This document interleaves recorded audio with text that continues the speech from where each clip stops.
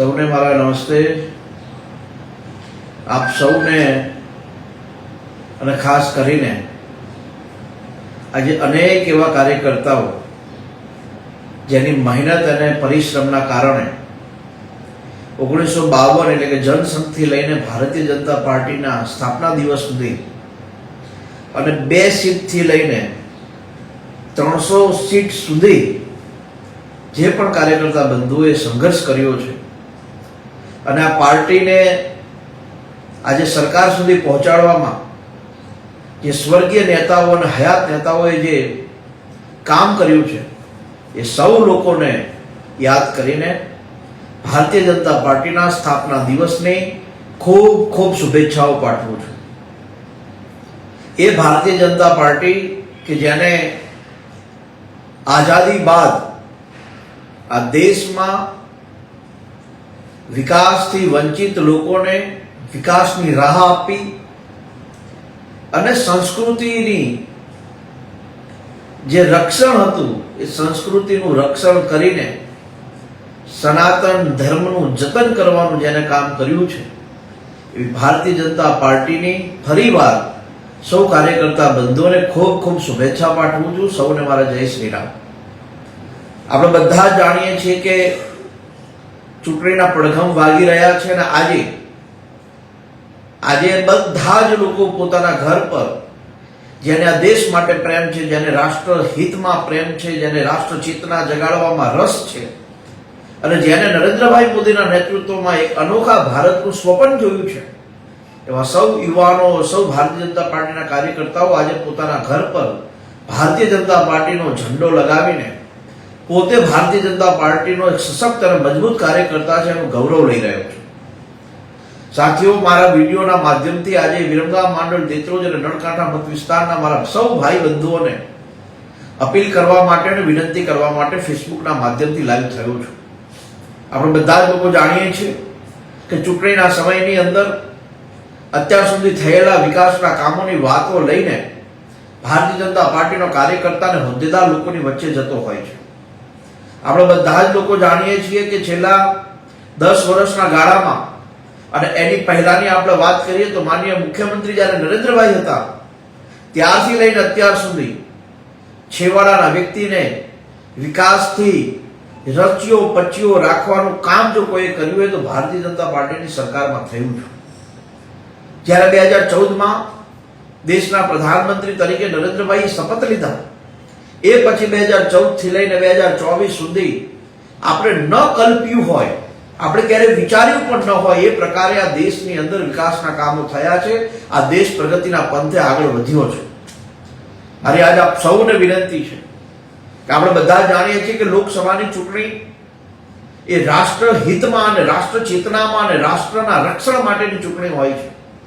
નાના મોટા જાતિવાદ, નાના મોટા વિકાસના કામો, મારા બજારમાં બ્લોક નથી લાગ્યા, મારી બજારમાં હજુ આરસીસી નો રસ્તો બાકી છે, એ ચિંતા છોડીને એની વાતો કર્યા વગર રાષ્ટ્રહિતમાં જ્યારે નરેન્દ્રભાઈ આટલું સશક્ત અને મજબૂત કામ કરતા હોય તો આપણે પણ આપણી જવાબદારી, આપણો મત ભારતીય જનતા પાર્ટીને આપીને અને બીજાના મત અપાવીને આપણે રાષ્ટ્રહિતની અને રાષ્ટ્ર ચેતનાના કામમાં જોડાવા મારી સૌને વિનંતી છે.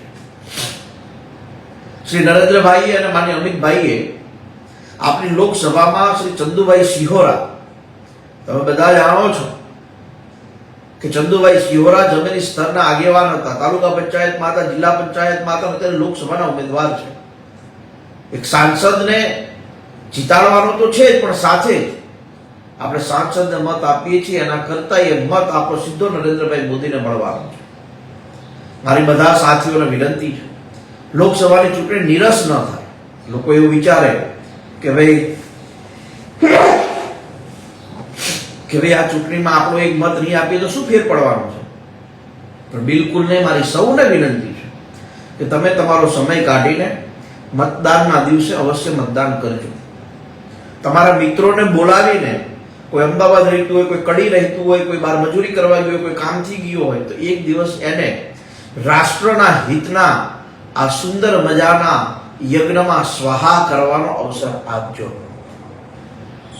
અને આ વાત એટલા માટે તમારા બધાની વચ્ચે મૂકું છું કેમ કે સામે જ્યારે એક એવી ટોળકી ભેગી થતી હોય જેના દેશની ચિંતા જ ન હોય, ત્યારે આપણે બધાએ આ દેશની ચિંતા કરવાની જવાબદારી છે. અત્યારે અનેક પ્રશ્નો રાજ્યની અંદર છે, સોશિયલ મીડિયાના માધ્યમથી, ટીવીના માધ્યમથી આપણે જોઈએ છીએ, પણ આ બધું જ ભૂલીને આપણે રાષ્ટ્રહિતમાં જોડાવાનું છે. આપણા વડવાઓએ, આપણા દેશના સ્વતંત્ર સેનાનીઓએ આ દેશ માટે કાંઈક કર્યું છે, તો આપણા બધાની પણ ફરજ આવે કે આ દેશના હિતમાં, દેશના વિકાસમાં, દેશની ચેતનામાં ક્યાંય કમી ના રહે, ક્યાંય ખામી ના રહે. અને એટલા માટે જ આપણે સૌએ સાથે મળીને એક વિશેષ ભાવ સાથે આપણે પ્રયાસ કરવાનો છે. સાથીઓ, આવતી 13 તારીખે આપણા ગુજરાતના મૃદુ અને મુખ્યમંત્રી શ્રી ભૂપેન્દ્રભાઈ પટેલ વિરમગામ આવે છે. આપણે દરેક ગામના કાર્યકર્તાઓને એક જગ્યાએ ભેગા કરી રહ્યા છીએ. અને માનનીય મુખ્યમંત્રી ભૂપેન્દ્રભાઈ પટેલ છેલ્લા વર્ષોમાં થયેલા વિકાસના કામો અને છેલ્લા 1 વર્ષમાં વિરમગામમાં થયેલા વિકાસના કામોની વાત કરવાના છે. શું સરકારે વિરમગામને આપ્યું છે, કેટલા રૂપિયા વિરમગામ સુધી પહોંચાડવા માટે મંજૂર થયા છે, એની તમામ વાત માનનીય મુખ્યમંત્રી આવતી 13 તારીખે કરવાના છે. હું આપ સૌને 13 તારીખનું સાંજે 5 કલાકે આઈપીએસ સ્કૂલ, પંચમુખી હનુમાનજી મંદિર છે એની બાજુમાં છે, ત્યાં વિશાળ 10,000 લોકોનું સંમેલન છે. તમે તમારો કિંમતી સમય કાઢીને રાષ્ટ્રહિતના યજ્ઞમાં પોતાની આહુતિ આપવા માટે અવશ્ય પધારજો.